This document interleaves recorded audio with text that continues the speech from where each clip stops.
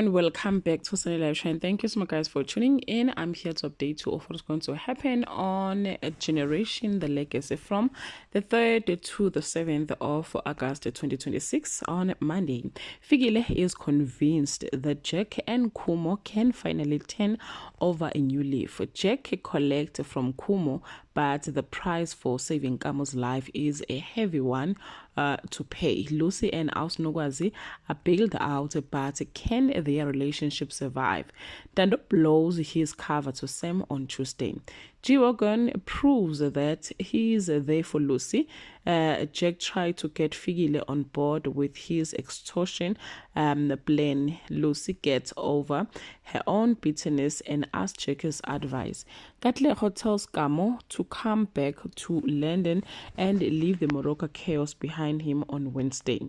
Ntando goes out of his way to help Sebe, who get an exciting opportunity. Lucy is determined to forge an exciting future. Lulu makes a monumental choice that leads Kamo to do something desperate on Thursday. Lucy and Nomasebe both have big things to look forward to, but G-Wagon worries that Lucy is taking on too much. Death comes to the Morocco household, leaving everyone to deal with the harrowing aftermath on Friday. A shocked community lead with news of Kamo. Kumo is obsessed with the PR implication and Gia can't take his attitude anymore.